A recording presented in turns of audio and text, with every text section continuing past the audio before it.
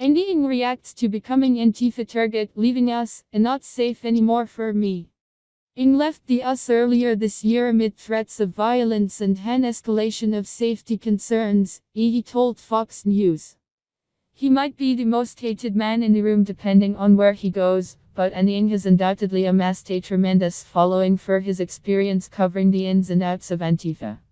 The born and raised Portlander and second-generation Vietnamese American, a conservative journalist who serves as the editor-at-large of the Post-Millennial, is now a New York Times best-selling author thanks to his recently published tome Unmasked: Inside Antifa's Radical Plan to Destroy Democracy. In Unmasked, Ng explores not only the history of Antifa both in and outside the United States, but also his own experiences covering what he describes as an organized community of radical, left-wing anarchists.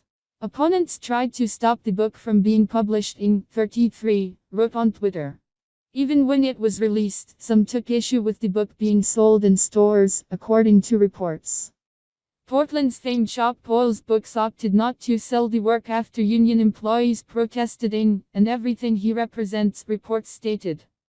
Over the course of years, Ng has endured physical attacks from people in crowds while covering Antifa radical events, and even unwanted visitors at his and his parents' homes, Ng wrote in his book.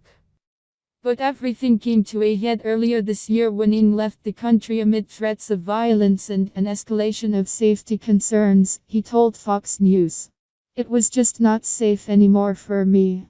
I had already been on borrowed time, he said when reached by phone. Ng grew to have a keen interest in Antifa following the outcome of the 2016 presidential election, he said. Absolutely nobody was expecting it, he recalled. And the response to the Democratic outcome was for people to take to the streets in masses to reject that outcome, and in Portland, many people chose to manifest their frustration through violence and destruction. In his coverage on the ground in Portland at the time, Ng said he began to see the groundwork being laid for something much worse to come. There was just this overall, not just a shift in the attitudes in the public toward left-wing political violence, but also the hollowing out and weakening of law enforcement institutions, he said. Ng was a student journalist at Portland State University tasked with working on election night in 2016. He said what he saw shocked him. He described how rioters descended upon downtown Portland, with their faces covered and dressed head to toe in black. They carried bats, crowbars and hammers and were just destroying the heat out of the place.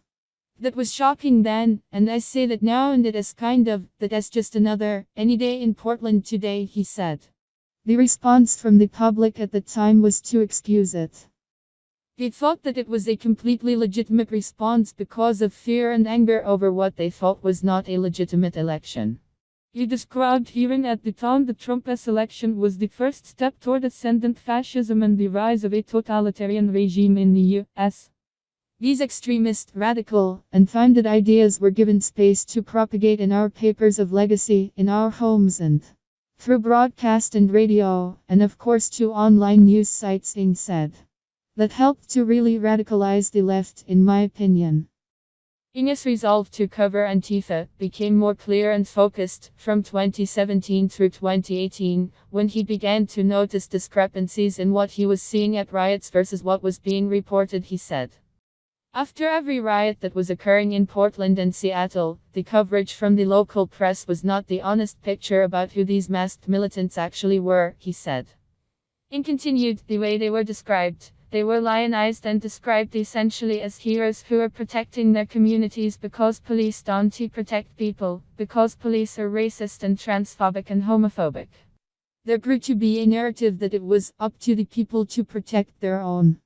And that's what these people are doing, protecting communities from neo-Nazis and white supremacists and the KKK, he said. That's the story that the public was being told. He continued his reporting on the Antifa insurrection for years. But as time went on, his name and face became more well known among the crowds.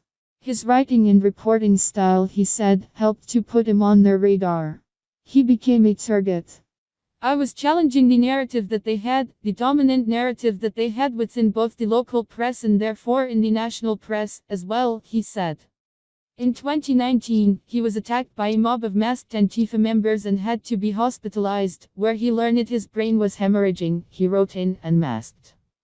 But even after Ng's assault, some people in the public and the media criticized him, or questioned his intentions or whether his injuries were as bad as he was making them seem. As I watched him stream a close-up of his bloody face to more than 1 million people, it seemed like a defining moment in a new kind of media career, wrote a BuzzFeed reporter who was with Ng at the time of his assault.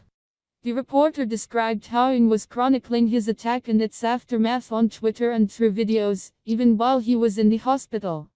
He also noted that despite criticisms that Ng would provoke people, the attack appeared unprovoked.